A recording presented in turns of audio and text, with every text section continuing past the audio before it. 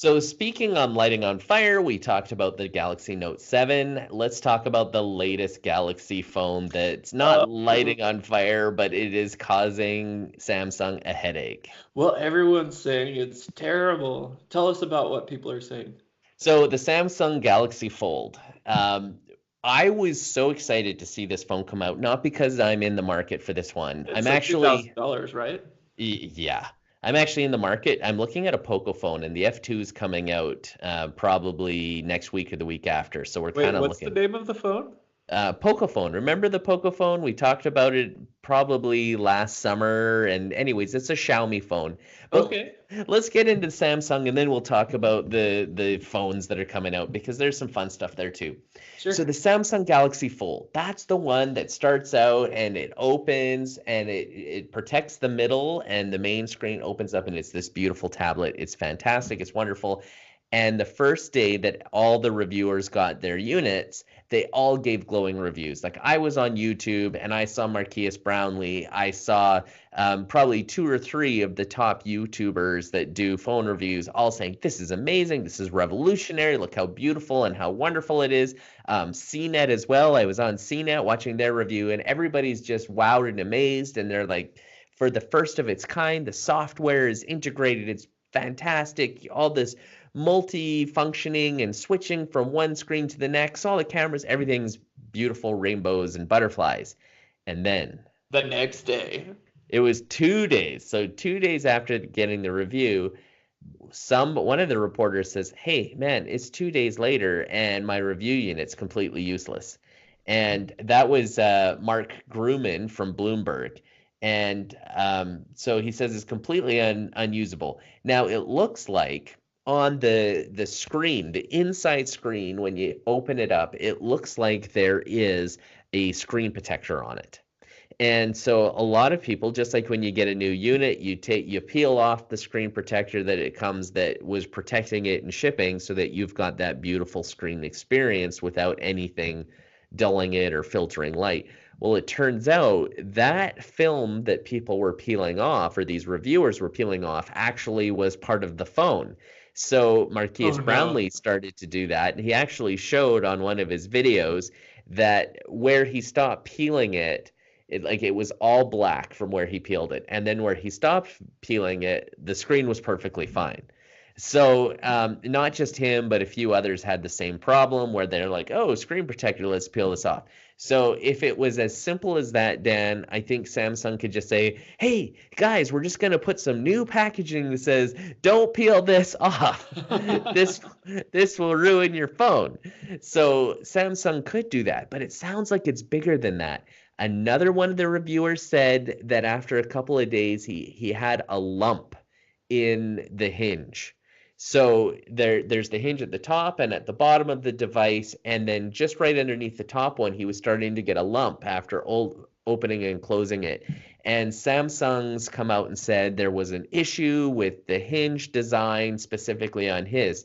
So because of all this bad publicity and screens not working and peeling off protectors, and the lump is the most scary one, and then a crack came after the lump. Now No. Samsung is saying, okay, whoa. Um, they were originally going to release everything on the 23rd, which is today. So if I was in Korea, I should have been able to go and pick up my Samsung Galaxy Fold. They're now delaying it to April 26th, That's which is really only not a that. few days How are they later. going to fix all those peeling things in three Well, days? I don't think they're going to fix it. They're just going to warn people. So really, it's going out and getting the packages that they've already packaged and started shipping out to the stores, and they got to put a sticker on it. That's so Don't peel cheap. it. Yeah, well, someone's kid is going to peel it. I mean, if it's poking out, someone's going to peel it. Yeah, if it starts to peel off too, right? Like you're Yeah. just going to do that. So, anyways, that's kind of the controversy. But a lot of people are saying, hey, remember the Note 7 and remember how bad this was, and oh, this is really bad for Samsung. Personally, I don't think it's that bad. Um, if it was literally just down to that film that you're not supposed to peel off, that's an easy fix. just tell people not to do it. And you've got a wonderful, beautiful phone slash tablet, and it's the first of its kind. And just like the first reviews that came out, it's magical, it's wonderful, it's amazing. Now, all the reviewers are saying we have to wait and see how this wears. We're really concerned that it's a plastic screen instead of a glass one that folds. I mean, all those types of things. But the bigger concern is around the review unit that got the lump and then Yeah. cracked. And that's really all about the design of the hinge. And I know that these companies literally open and close these phones like they should have done it something like 100,000 times or more to just to test the hinges and everything. And in fact, Huawei was getting sued, and it was part of the indictment against Meng Wanzhou for stealing that type of technology from an American company. I'm trying to remember which one it was. We already reported on it. So I mean that kind of thing goes into rigorous testing. So it's kind of surprising that out of, let's say, 200 or 300 review units, you've already got one with a lump and breaking. You think they would have found that in their quality control and testing during design and things like that. So you could almost argue, did they rush it too soon? Right? Were they rushing it to try to become the innovator that they want everybody to see? Instead of, people have been accusing Samsung of copycatting iPhones and Apple. So they're trying to be the innovator and being the first to market with a foldable phone. That's huge. That's amazing. I mean, we've seen Xiaomi, we've seen Sony Ericsson. Also, they're claiming to have one. I mean, there's lots of different foldable phones coming out, but Samsung's really going to be the first to market. And, let's see. So what do you think, Dan? Do you think that this is terrible and drastic? Is it another Note 7, or is it just a bump?